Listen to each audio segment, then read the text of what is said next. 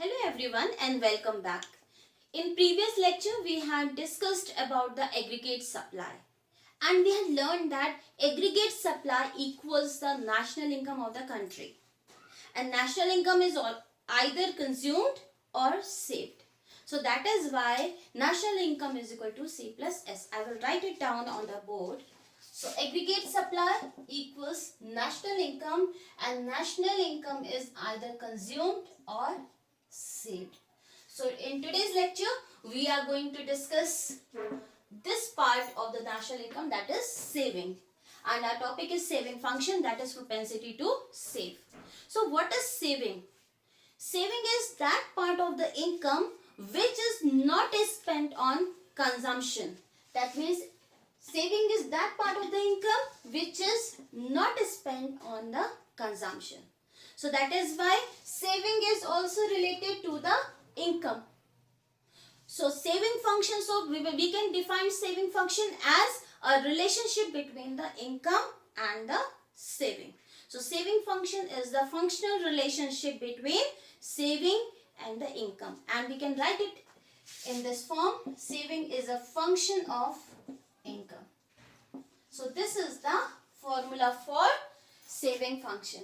And what does it show? It shows this level of saving. It is saving at a specific level of national income.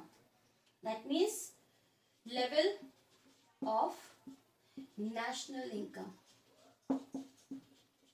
So saving function, what does it show? This whole term is the saving function, and what does it reflect? It shows that saving at a specific level of national income. If suppose this value is 30 and the level of income is 100. So what does it show? Value of saving at the level at 100 level of income. Now we can explain the concept of saving function using a diagram and a schedule as well. So first of all we'll try to make a schedule, and before making a schedule I'll write down the formula once again. We know that y is equal to C plus S, and if we want to calculate the value of S we can use this formula also. Saving is equal to y minus C. Now first of all we will make schedule of saving function. Value of y up to 600 level. This is the same table which we have used in previous lectures also. It is 100, 200, 300, 400, 500 and 600. First of all, y is given, and to calculate the value of saving we will write the value of consumption also. It is the same value table. So 80, 160, 240, 320, 400, 480 and 560. S is equal to y minus C. Now to calculate the value of S, we will subtract the value of consumption from income. So 0 minus 80 is equal to minus 80. 100 minus 160 is equal to minus 60. 200 minus 240 is equal to minus 40. 300 minus 20 is equal to minus 20. 400 minus 400 is equal to 0. Then 500 minus 480 is equal to plus 20 and plus 40. Now what does this table show? This table shows that at initial level of income, when level of income is low, our saving will be negative. So at lower level of income, I will write here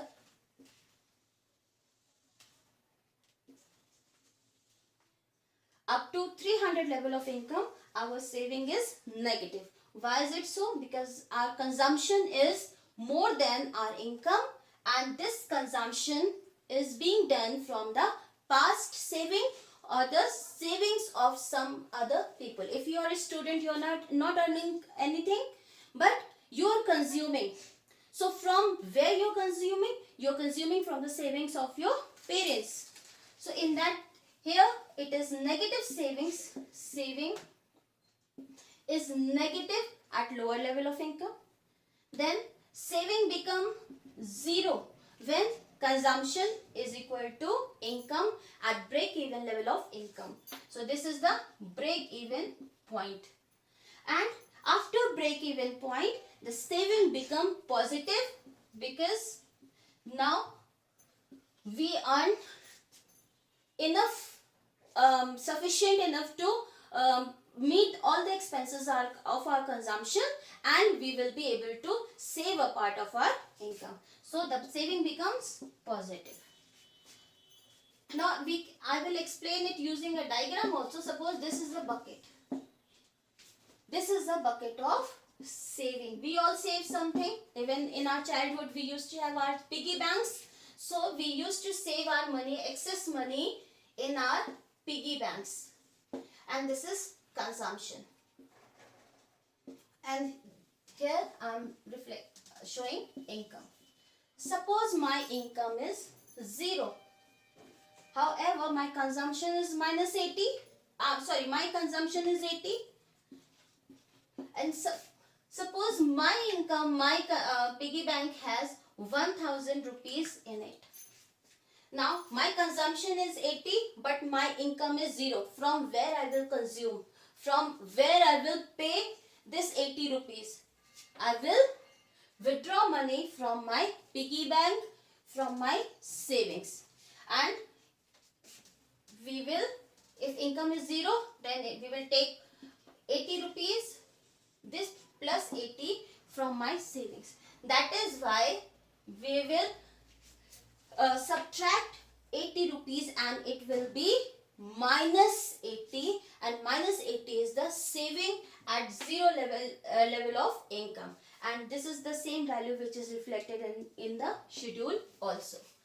Now suppose my income increases to 100, but my consumption is 160. In that case, I am 60 rupees short of money. In that case, I will have to, suppose income is 100 and consumption is 160. So how much extra money which I need? I will require 60 rupees extra.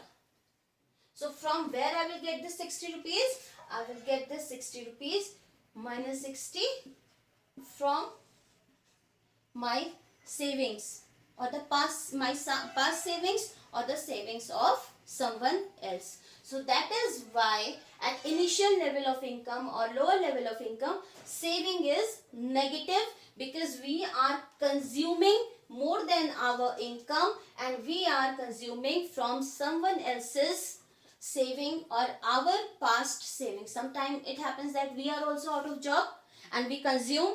In that case, we will be using our past saving.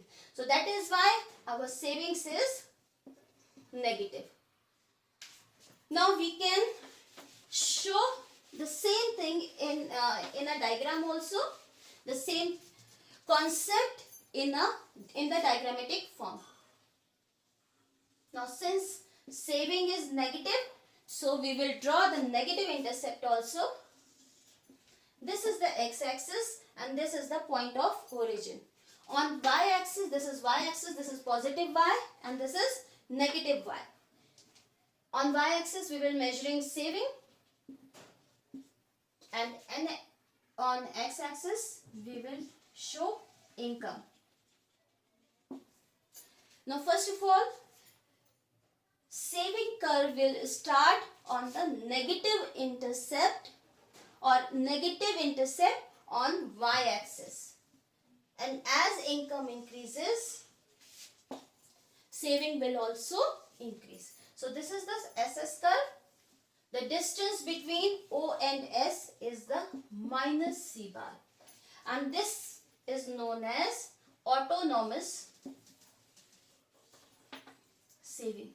So what is autonomous saving? Autonomous saving is the saving at 0 level of income. So whenever our income is 0, we will consume something which will be known as autonomous consumption, which is 80 here. So 80 is autonomous consumption, that is C bar. And this C bar we are consuming this 80 rupees from our past savings. So that is why minus 80 is the, or minus C bar is the autonomous saving.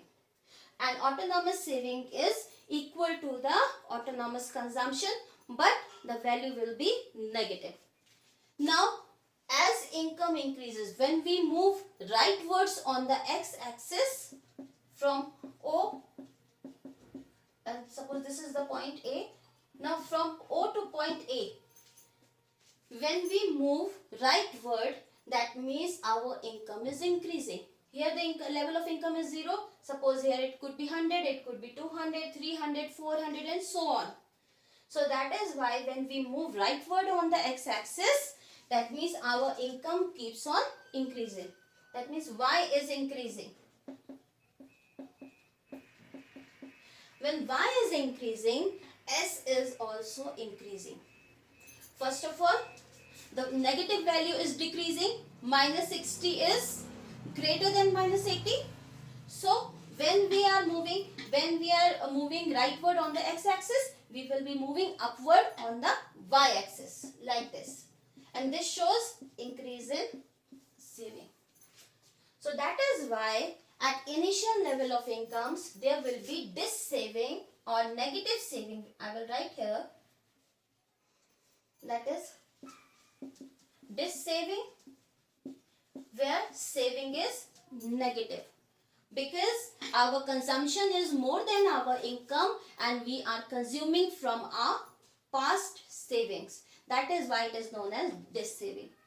Now when we reach at point A, now we are able to earn that much of money which is required for the consumption. So in that case, whatever I am earning, I am consuming. At this level, my saving will be 0. So when the saving curve intersects x-axis, my saving will be 0. And this point is known as break-even point.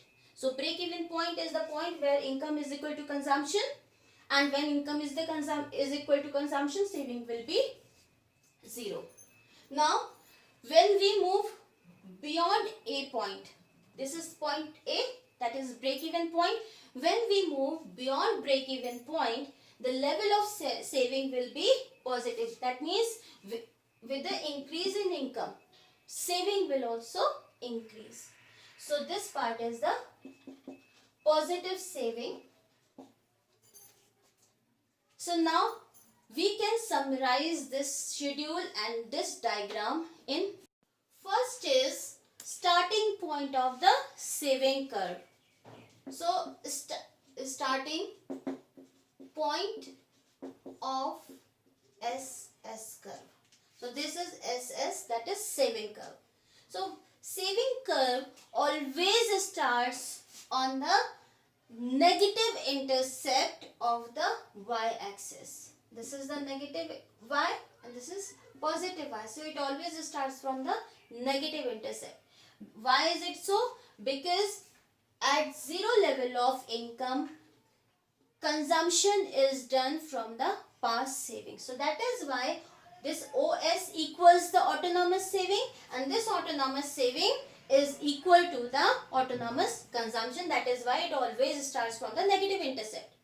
The second point is slope of saving curve. So the slope of saving curve is positive. Positive means it moves upward. That means when the saving curve starts from the negative intercept on y-axis and then it moves upward. Why is it so? What does it reflect?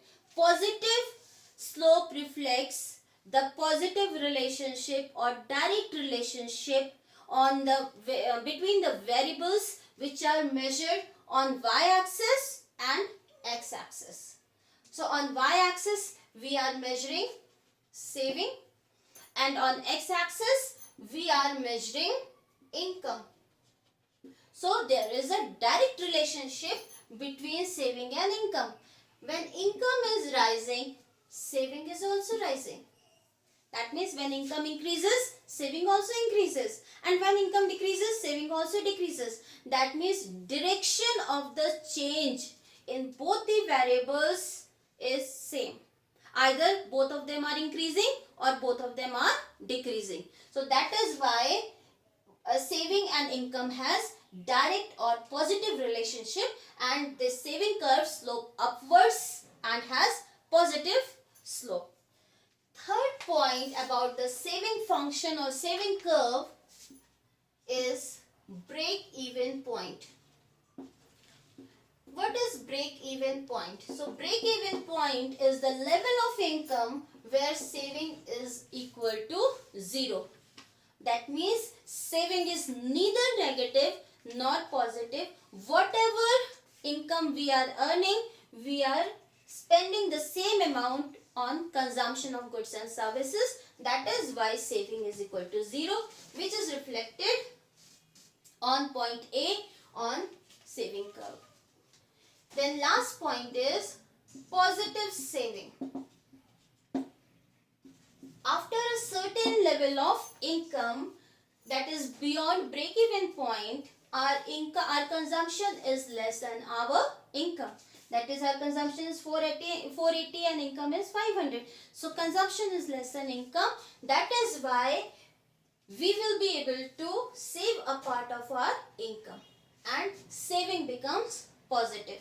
So these are the 4 points which these are the 4 points about saving function, and now we can derive the equation of saving function.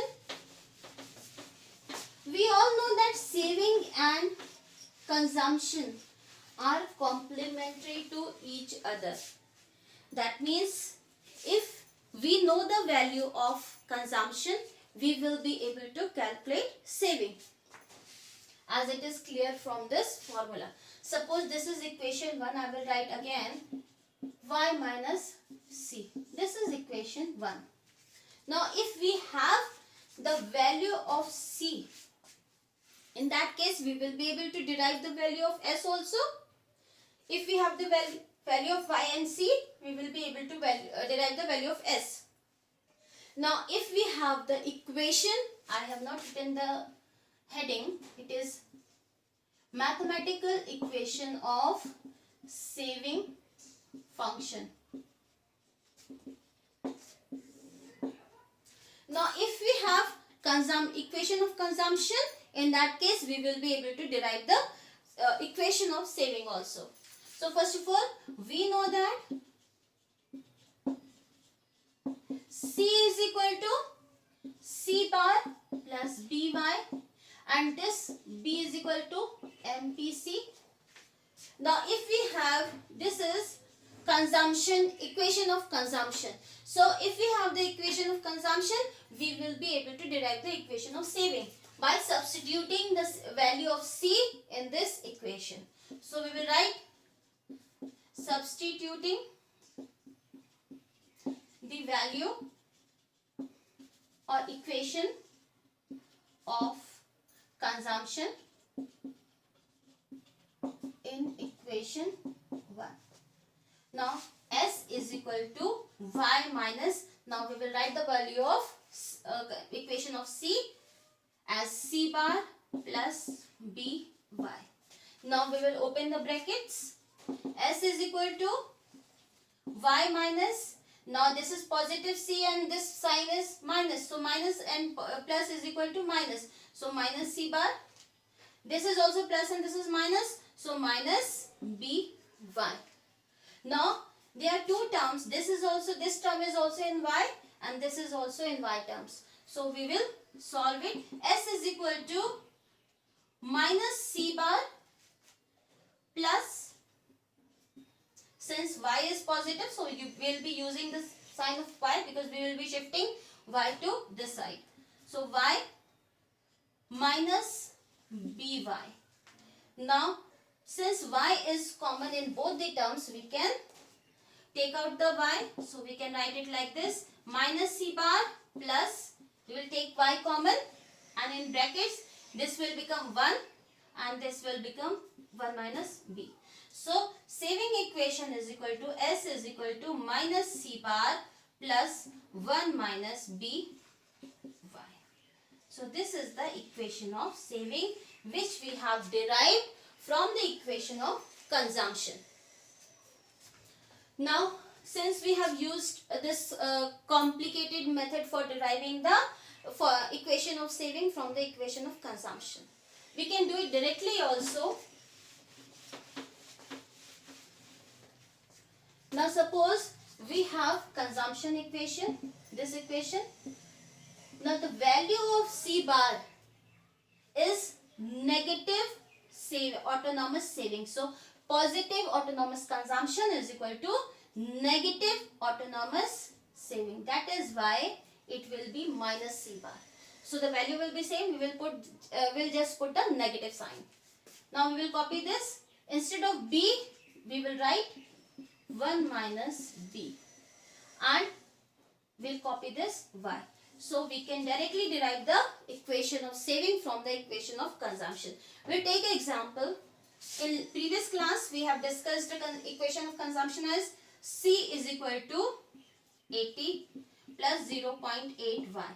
Now using this equation, we can derive the value of saving also. So S is equal to, since this is 80 and autonomous saving is the minus C bar, this is C bar, and it will be minus C bar, that is minus 80, plus, now 1 minus B is equal to 1 minus value of B is equal to 0.8. So it will 0.8 y. Now we will solve it. Saving is equal to minus 80 plus 1 minus 0.8 is equal to 0.2 y. So this is the equation of saving which we have derived from the equation of consumption. Now if we have got the equation of saving, we will be able to calculate saving at various levels of income, and we will be able to plot it on the diagram also. And this 1 minus B is equal to MPS. We will discuss MPS in next lecture. Now we will calculate saving using this saving function. So I'll write saving function once again. Minus C bar is equal to minus 80 and 1 minus B or MPC is equal to 0.2. Now we will calculate the value of saving at various levels of income. Y is equal to 0, Y is equal to 100, 200, 300, 400 and 500. Now 0 equation of saving is equal to minus 80 plus 0.2 y is equal to S. Now minus 80 plus 0.2. Now instead of, in place of y, we will substitute the value of y. So 0.2 into 0 is equal to, now this value will be 0. 0.2 into 0 is equal to 0. Minus 80 plus 0.2 is equal to, plus 0 is equal to minus 80. Now again we will copy the formula. Minus 80 plus 0.2, and the value of y here is 100. So it is 0.2 into 100. So 0.2 into 100 is equal to plus 20. Now minus 80 plus 20 is equal to minus 60. Now at 200 level of income, minus 80 plus 0.2 into 200.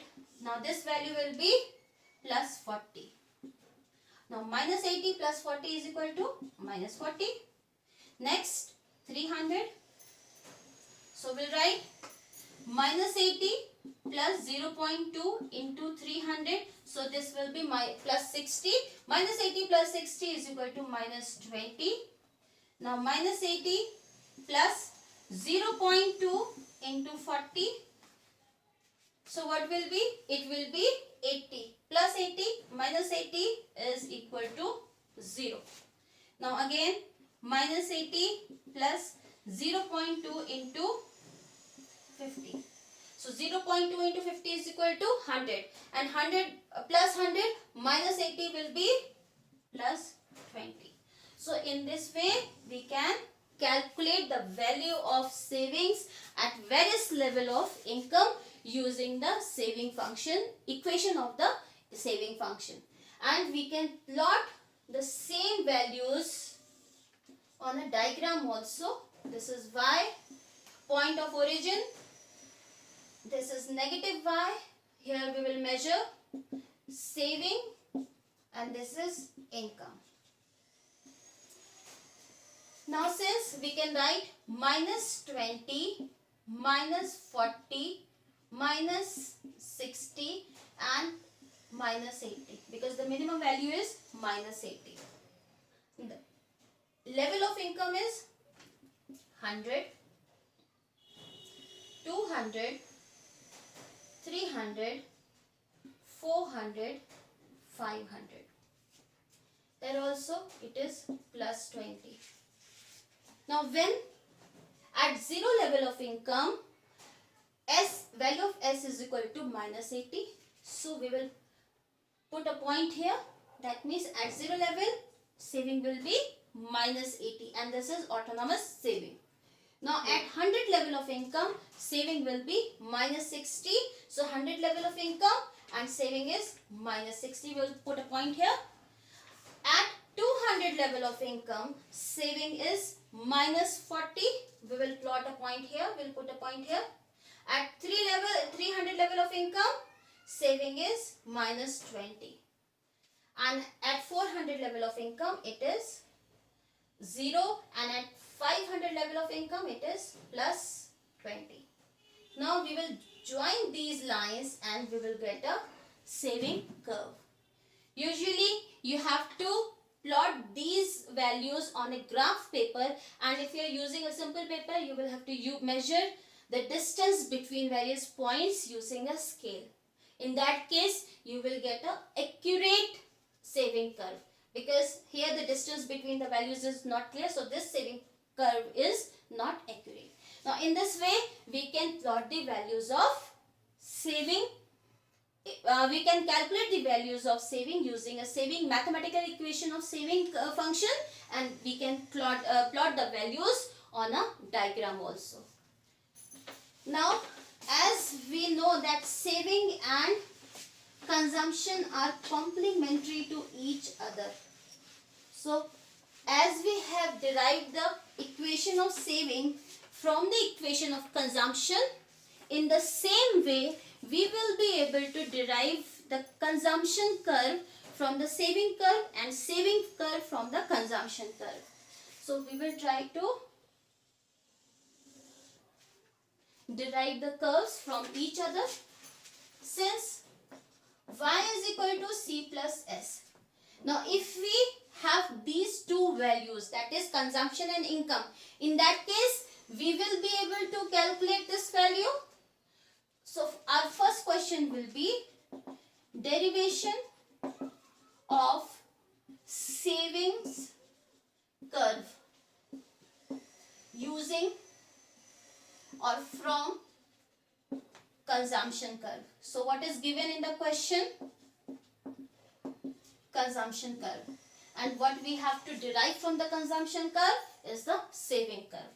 So first of all, since consumption curve is already given, we will draw a consumption curve. So first of all, relationship between income and consumption is given. So this is y, income, and this is the consumption curve.